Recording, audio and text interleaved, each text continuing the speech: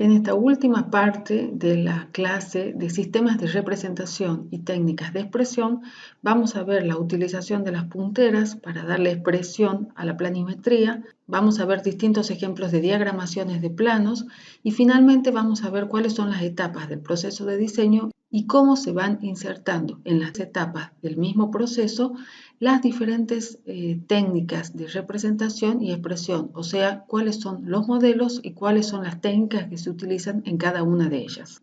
En este ejemplo estamos viendo una planta donde están dibujadas las cotas, que son las dimensiones de los elementos, y un poco lo que quería mostrarles es los diferentes valores de línea que se utilizan para darle expresión a los elementos. Los elementos o los estilógrafos, que son los instrumentos con los cuales nosotros vamos a hacer la pasada en tinta de los modelos, tienen diferentes espesores, desde 0,1 hasta 2,0. Cada uno de estos espesores se utiliza para representar diferentes tipos de elementos. La idea sería que los elementos que aparecen en cortes son los elementos que tienen una expresión más fuerte. En este caso, al tratarse de una planta, los elementos, digamos, de mayor expresión serían todos los muros en corte. A partir de allí y en un segundo nivel de importancia dentro de lo que es la representación vendría toda la expresión de los elementos de equipamiento y carpinterías. Y en un tercer nivel de expresión vendría lo que es la expresión del piso, el piso interior, el piso exterior y los elementos de la vegetación. En este caso tenemos una ejemplificación de diferentes tipos de estilógrafos. Tenemos a la derecha los estilógrafos más tradicionales y en la parte inferior tenemos los estilógrafos o felpas milimetradas, que son las que más usualmente van a encontrar ustedes para realizar este tipo de trabajos. Cada una de estas punteras, desde la 0,1 a la 2, tiene un espesor distinto, y cuando nosotros trabajamos en una planimetría, lo que debemos hacer siempre es seleccionar 3 niveles de espesores. Algunas punteras para representar los elementos de menor espesor, que pueden ser de 0,1, 0,2, 0,25 incluso. Luego tenemos un sector intermedio para representar todo lo que es la carpintería y el equipamiento. Equipamiento nos referimos a los muebles que aparecen en la representación, digamos, de lo que es la planta de un corte, y ahí ya estaríamos hablando de un 0,3, un 0,4, y finalmente podemos utilizar los espesores mayores desde 0,8, 1, 1,2 para la expresión de lo que es este muro en corte, tanto en planta como en corte. Bueno, aquí tenemos una ampliación de esa planta que veíamos recién, simplemente para que vean los diferentes elementos: los muros en corte, los muros en vista, las carpinterías, las cotas, lo que es el equipamiento, lo que son las proyecciones. Las proyecciones son elementos que están por encima de 1,20 m, pero a través de la línea de trazo podemos indicar que esos elementos están en ese lugar, pero por encima de 1,20 m. Y luego también tenemos lo que serían los barridos de las puertas. El escalímetro es un instrumento, es una herramienta que utilizamos y que ustedes van a utilizar para la medición y la conversión de medidas trabajando con diferentes escalas. Tiene una forma triangular y alberga 6 escalas distintas y se utiliza justamente para la generación, para el dibujo de los modelos bidimensionales de las plantas, de los cortes, de los frentes, de los planos de conjunto, y para lo cual nosotros podemos trabajar con escalas de ampliación o con escalas de reducción, que yo les decía anteriormente que por lo general nosotros trabajamos con escalas de reducción, en el sentido que siempre vamos a dibujar los elementos más chicos de lo que serían en su tamaño real. Por lo general, las escalas más comúnmente utilizadas son la escala 1 en 100, la escala 1 en 50, la escala 1 en 200. La escala 1 en 100 significa que un metro está representado con 1 centímetro, o sea, se representa el metro 100 veces más pequeño que su tamaño real. Con respecto a la diagramación, yo lo que les quería mostrar un poco eran una serie de ejemplos con respecto a distintos tipos de diagramaciones, en donde aparecen siempre los elementos o los modelos a partir de los cuales yo puedo llegar a entender un objeto arquitectónico. Básicamente la planta, el corte, un frente, una planta de techos o un plano de conjunto. Lo importante es que los elementos no se ubiquen libremente o caprichosamente dentro de lo que es el plano, sino que los elementos deben estar relacionados gráficamente entre sí para que sea mucho más fácil la lectura y la comunicación del derecho arquitectónico. En este caso, siempre lo que se tiende a hacer es tratar de poner en la parte inferior la planta y en correspondencia con la planta un corte del objeto hecho en el sentido en que está puesta la planta.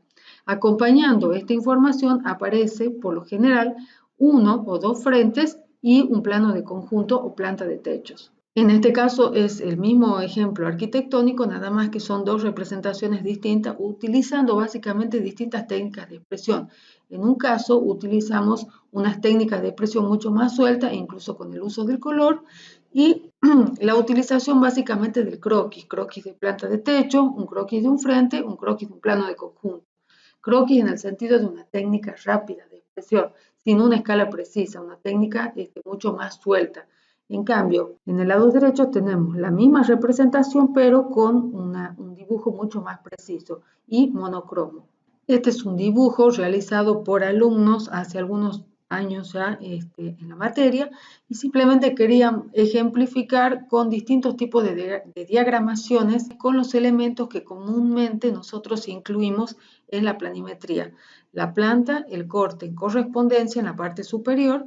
Cuando hablamos en correspondencia es que las líneas de la planta se proyectan en vertical y son las que me permiten dibujar y definir el corte. Y por lo general esto se acompaña con un plano de conjunto o planta de techos, en este caso es un plano de conjunto que me permite mostrar el sector dentro del cual está implantado este objeto arquitectónico y un croquis, que como yo les decía, son los modelos más analógicos. Aquí tenemos otro tipo ya de diagramaciones que las tomo, digamos, para que vean la libertad y las distintas posibilidades que ustedes tienen al momento de mostrar o presentar los elementos. En el caso de abajo, básicamente se está trabajando con un plano de conjunto, una planta, un bosquejo de lo que sería una especie de zonificación del objeto arquitectónico y por supuesto esto está compuesto en una lámina en donde en la parte inferior aparece el modelo, el croquis perspectivado, que es el modelo que mayor analogía tiene dentro de lo que son los modelos bidimensionales porque me muestra las tres dimensiones del objeto en un modelo que tiene dos dimensiones. Bueno, y a la derecha tenemos también otra representación bastante suelta de lo que es un objeto arquitectónico en una planta perspectivada y luego tenemos un frente perspectivado y una perspectiva, un croquis perspectivado. Otros ejemplos de diagramaciones hechas con croquis perspectivados, bastante sueltas, con técnicas de expresión muy rápidas, con tinta a color. Básicamente, croquis perspectivados y frentes perspectivados, en algunos casos también plantas perspectivadas. Como veíamos anteriormente, de todos los modelos, siempre el croquis perspectivado o la perspectiva cónica son los modelos, digamos, dentro de los bidimensionales, los más analógicos, son los que permiten más rápidamente a la persona que lee poder interpretar el objeto arquitectónico. Estos ejemplos que vienen a continuación son ejemplos realizados por ayudantes de la cátedra justamente para mostrarles las distintas posibilidades que ustedes tienen de representar y de expresar los diferentes modelos, plantas, corte, frente, en lo que sería la diagramación de un plano. En este caso tenemos una técnica tipo esquicio realizada a mano alzada con grafito, un esbozado muy rápido, tipo borrador, como decíamos, tipo esquicio. Fíjense cómo están expresados los muros, los ladrillos vistos, los muros en corte, el corte del terreno, la vegetación. Este es un término intermedio, tiene una mayor definición que en el ejemplo anterior, ya también trabajando con tinta a mano alzada, trabajando con tramas en base a rayas y en base a puntos para definir y darle expresión a los diferentes elementos, ya sea los elementos de la vegetación o los elementos de la arquitectura, las sombras, el ladrillo visto, los muros en corte, el piso interior, el piso exterior.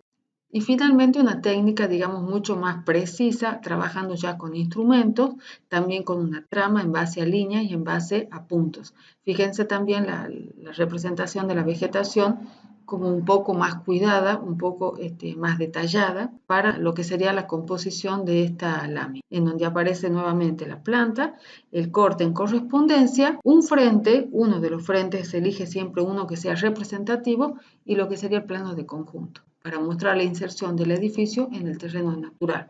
Este es el mismo ejemplo, pero ya realizado por una alumna.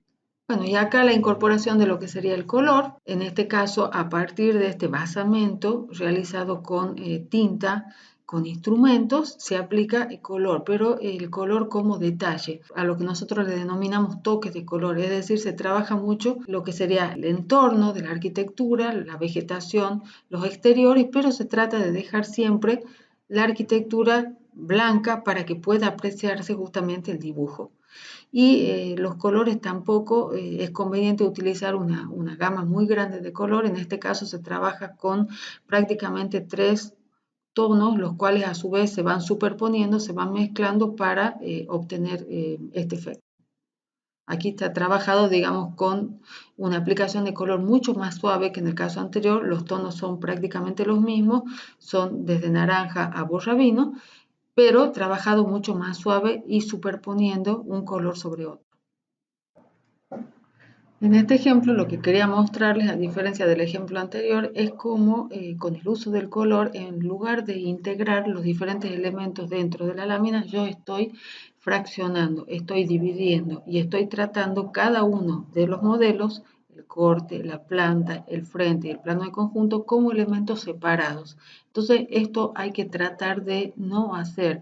El color nos tiene que servir, tiene que ser un elemento que nos permita integrar en la lámina, en la presentación, en la diagramación. O sea, trabajar todos los elementos de la lámina de una manera integral y no fraccionada como está realizado en este caso. En el caso del color se está trabajando colores complementarios con los azules y con los naranjas. Y a diferencia del caso anterior en que solo se pintan los elementos exteriores a la arquitectura, aquí se está dando color a los muros en corte, al frente, que sería el aspecto externo de la arquitectura, y todo lo que sería la parte de vegetación. Ahora, un poco lo que quería explicar es cómo se van insertando estas técnicas de representación y expresión a lo largo de lo que es el proceso de diseño. Decimos que el diseño es la invención de un objeto futuro, que sería la obra, a través de un proceso, que es el proyecto, que lo precede en el tiempo. El diseño sería justamente este proceso cíclico y progresivo de evaluación, síntesis y refinamiento de las ideas de diseño, y lo representamos justamente con esta curva que da la idea de que hay un proceso cíclico, pero es un proceso progresivo porque va avanzando desde el momento de inicio hasta la culminación del mismo. Como ya dijimos, las técnicas de representación nos sirven para la elaboración de los diferentes modelos que el diseñador utiliza a lo largo del proceso de la generación de la obra. Los diferentes códigos gráficos permiten la visualización de las ideas desde la concepción, que es el momento de inicio, hasta la culminación de la obra. La relación que existe entre el diseño y el grafismo consiste en determinar cuál es el grafismo más adecuado a cada una de las diferentes etapas de este proceso, de manera que el desarrollo de la idea se realice rápida y eficazmente. En la etapa de programación o análisis se trabaja con modelos abstractos, se trabaja con planillas, con diagramas de burbujas, con diagramas que muestran la relación de superficies, con diagramas zonales, con fotografías, con procesadores de texto, etc. Todos estos modelos nos sirven para el análisis de los diferentes elementos que se tienen en cuenta en esta etapa. Estudios de bibliografía, estudios del sitio, del clima, de las superficies, relevamiento del terreno para conocer las pendientes y las costas. Todos estos elementos, todos estos modelos nos sirven en el momento de desarrollar el programa de necesidades y de definir las pautas de diseño. Son grafismos conceptuales y abstractos. En la segunda etapa, que es la etapa fundamental y es la etapa más difícil, es la del partido, es el momento en que se produce la generación de las ideas. Este proceso es un proceso mental y es el proceso más creativo. Y se ayuda en este proceso a través de croquis, croquis de plantas, croquis de cortes, croquis de frentes y croquis perspectivados, que son los que ayudan a que el arquitecto lleve al papel las diferentes ideas que tiene en su mente. Al plasmarlas y materializarlas, puede ir comparando, puede ir evolucionando y puede seleccionar la mejor de todas las ideas. puede seleccionar la idea que se convertirá en la idea superadora o de partido. En esta etapa, en este momento, se trabaja con tamaños aproximados, pero sin una escala precisa. Es el momento de la comunicación del arquitecto consigo mismo, de la mente al papel y del papel a la mente. La tercera etapa es la etapa del anteproyecto. Es la etapa en la que comienza a concretarse la idea de partido para poder comunicarla al cliente. Como generalmente la gente no maneja el código gráfico, es muy importante que el tipo de grafismo utilizado exprese de la mejor manera posible la idea para que ésta pueda ser comprendida. Los modelos que se utilizan en esta etapa son plantas, cortes, frentes, planos de conjunto, perspectivas en escalas convenientes que van desde 1 en 500 hasta 1 en 50. El dibujo debe ser sintético y claro, para permitirnos mostrar las relaciones que hay entre el edificio y su entorno, y también la relación espacial entre los locales. La perspectiva, como ya dijimos anteriormente, es una de las herramientas más valiosas para el diseñador por cuanto es la herramienta más fácilmente comprendida y es importante que sean muy expresivas para que puedan transmitir sensaciones. Un lugar muy importante en esta etapa también tienen las maquetas que son los modelos más analógicos porque son modelos tridimensionales, son los modelos, digamos, de más fácil comprensión por parte del comitente. Y luego viene la etapa del proyecto, que cambia nuevamente el tipo de dibujo empleado. Una vez que el diseño ha sido aprobado o aceptado por el comitente, que hemos pasado, digamos, esa etapa en la cual debemos vender nuestro trabajo, vender nuestro proyecto y convencer al comitente de que es la mejor de todas las opciones, pasamos a la etapa de proyecto. Y es por eso que se recurre a un tipo de dibujo en donde la expresión ya pasa a un segundo plano. Aquí ya no es tan importante la expresión, sino la exactitud de la misma. El dibujo se vuelve un dibujo puro, preciso, exacto, porque ya está destinado a aquellos que van a ser los responsables de la ejecución de la obra. Hablamos de planos de estructuras, de planos de electricidad, de planos de detalles constructivos, de instalaciones complementarias, de carpintería, de niveles, todos perfectamente acotados y muy puros, de manera de no entorpecer la comunicación con el dibujo excesivo.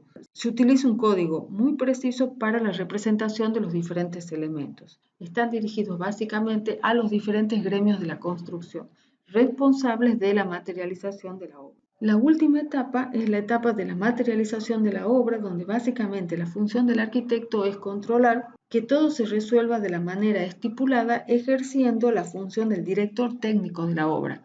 Entonces, dentro de esta función aparecen toda una serie ya de dibujos referidos al día a día de la obra, o sea, cómo se van resolviendo los diferentes detalles. Ya pasamos, digamos, a otro tipo de escala, a una escala en donde los elementos ya se muestran mucho más grandes. Ya no trabajamos con escala 1 en 50, sino en este caso ya empezamos a trabajar con escalas 1 en 10, una escala 1 en 20, una escala 1 en 25, que nos permiten analizar cómo se materializarán los diferentes detalles constructivos dentro del proceso de la obra. Bueno, este es todo el proceso que parte desde el momento en que surge una necesidad justamente planteada ante el arquitecto y quien a través de todo este proceso de programación, partido ante proyecto, proyecto y materialización, transforma esa necesidad en un objeto arquitectónico que sería la obra construida, la cual se inserta en el mundo real de partida.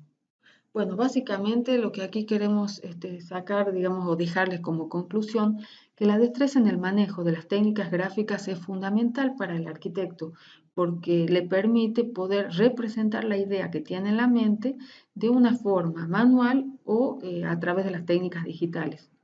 Pero en ambos casos es imprescindible, en primer lugar, que maneje un dibujo preciso y de calidad, que maneje las escalas gráficas de manera adecuada, que adquiera y desarrolle un lenguaje gráfico propio, una expresión propia, y que siempre considere o tenga en cuenta que el dibujo es un medio y no un fin en sí mismo. Esto significa que una vez transmitido el mensaje, lo que queda es el conocimiento del edificio y el dibujo desaparece.